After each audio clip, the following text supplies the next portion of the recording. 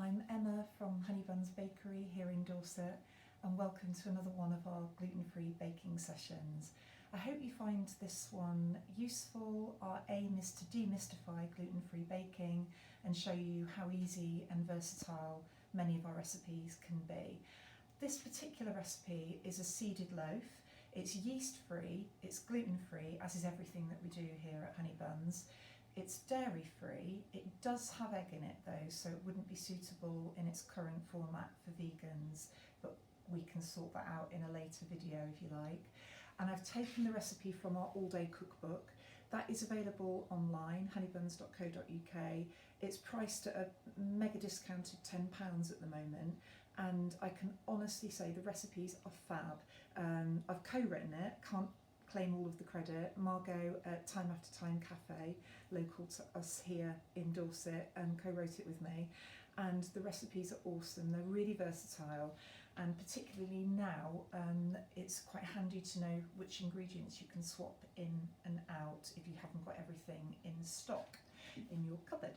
So starting off, 165 grams, everything goes into one mixing bowl, I should have said that, and also you need to preheat your oven to 170 degrees C. So 165 grams of gluten-free flour. In the book it states tapioca flour, which is a really lovely flour to work with. It's very soft and it results in a really soft dough. It's not a deal breaker if you haven't got that.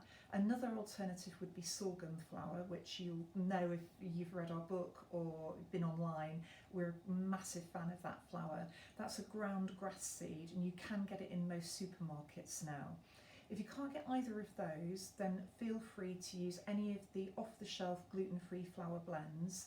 You can use a plain gluten-free flour, and you'd need to add, for this recipe anyway, 2 teaspoons of gluten-free baking powder to get the oomph, to get the rise on it. Or you can actually use the self-raising, that's fine as well, gluten-free raising flour, self-raising flour, but I'd also add, just to be safe, half a teaspoon of gluten-free baking powder as well to that. Then you're going to use, this is the secret ingredient, 350 grams of milled seeds. Now what I mean by that, you can either use one type of seed, milled, you can see the texture, it's like a coarse flour basically. This one is a mixture of flax, pumpkin seed and sunflower seed from an amazing company who we do a lot of work with, Linwoods.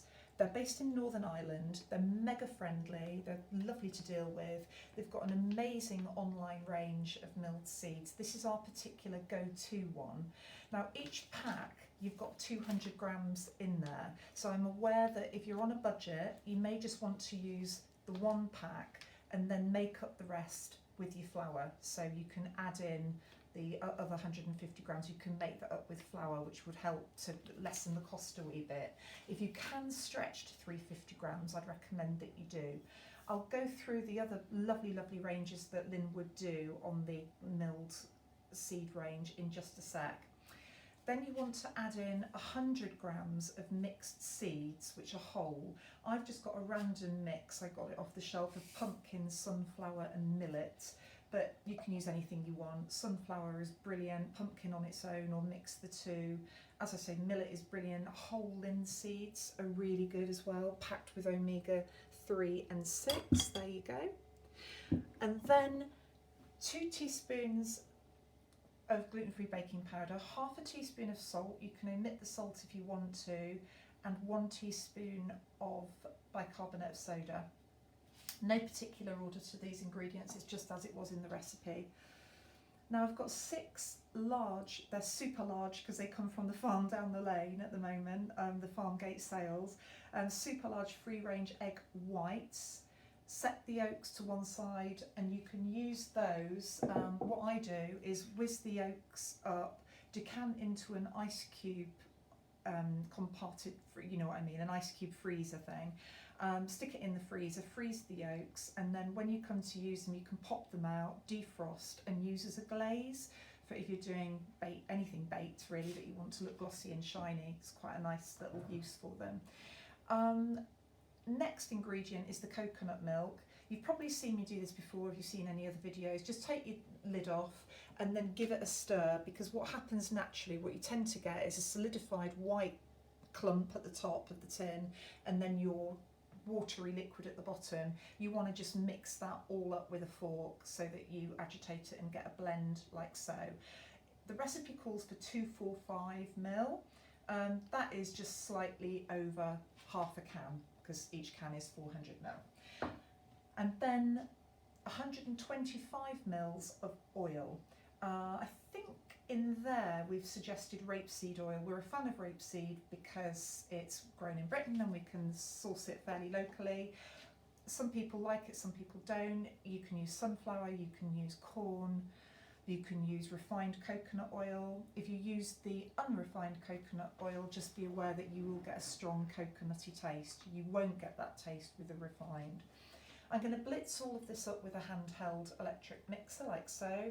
You can stick it in a KitchenAid or Kenwood mixer, and you could also do it by hand, it doesn't matter. Using this method, it's going to take me less than a minute to blend it.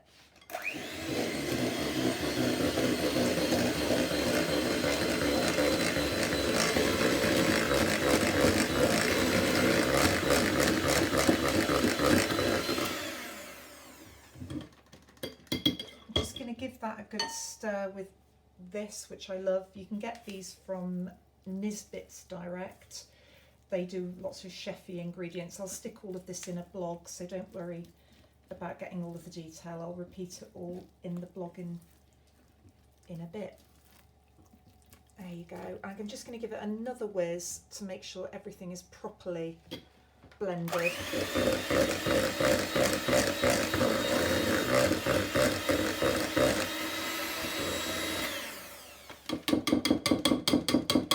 It's as easy as that. It's so quick. It's such a forgiving recipe. I hope that I've been clear on the swappability of the ingredients. Don't beat yourself up like I mentioned before about the flours. They're interchangeable. Just be super careful, obviously, if you are baking for a celiac, then you need to make sure that they are a verified gluten-free flour, as with all of the other ingredients as well.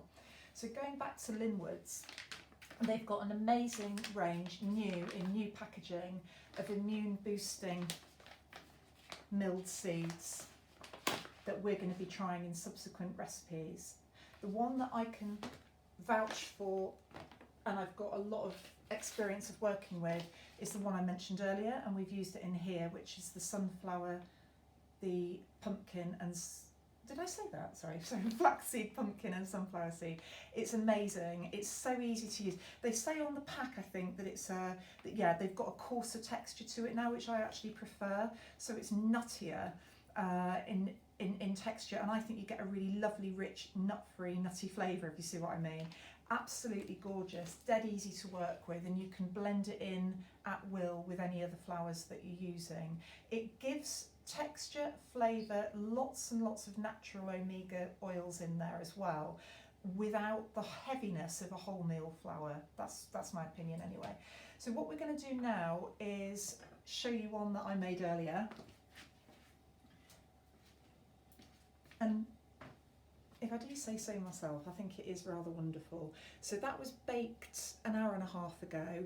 This is what I would call a loaf tin, a pound loaf tin. It takes 900 grams of mixture. So this was exactly that mix. When you come to decant it into the tin, I'll show you the texture of the mix. It's what I would call quite stretchy, this mix, and it will fill the tin completely. Don't panic, you haven't overfilled it. That is exactly the right amount for the tin. What you need to do is brush the tin first with oil, so it makes sense to use the same oil that you've got in your mixture. So we used rapeseed, just brush the tin around with rapeseed oil. Then you spoon your mixture in. I sprinkled this with some spare seeds that I had, so you've got pumpkin and linseed on the top there and some sunflowers. I'll show you how to tip it out and what it looks like once you've cut it in just a sec. Right, I'm just going to demonstrate to you what it looks like inside. So this loaf is still slightly warm from baking.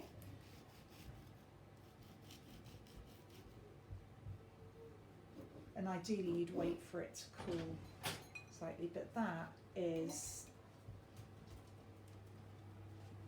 finished article, and you can see the seedy, nutty texture in there. It's absolutely delicious. It's a really, that I must explain is just the crust being a little bit top heavy. So if I had supported that a little bit more through slicing, there we are, that's a better representation there. Absolutely gorgeous, and it's a really, really soft texture. It will freeze beautifully.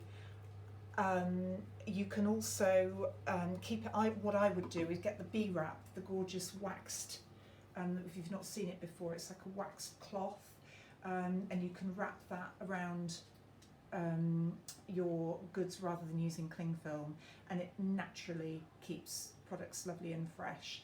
I would say wrapped up carefully that would last you 3 days before it starts to dry out. There's no need to refrigerate it. And that's it. I hope you enjoy it. If you've got any feedback for me, do let me know. If you want to lob in other creative bits like cranberries, apricots, you could drizzle it. If you're not vegan, you could drizzle it with honey, toast it, world's your lobster really. It's really, really adaptable, but I'd love to know what you get up to at home with this recipe. Let us know your ideas, send us your pictures, it'd be really good to have a look. We're always seeking to improve what we do. If you like this video, it would be wonderful if you could share it, please. That really would make a difference to us and here at Honeybuns. And if you also, yeah, I think that's it actually. Share the video, like it, that's it. Share the video, like it. If you are feeling flush or you want to buy a present, please purchase the book. You won't be disappointed. Thanks ever so much. Bye.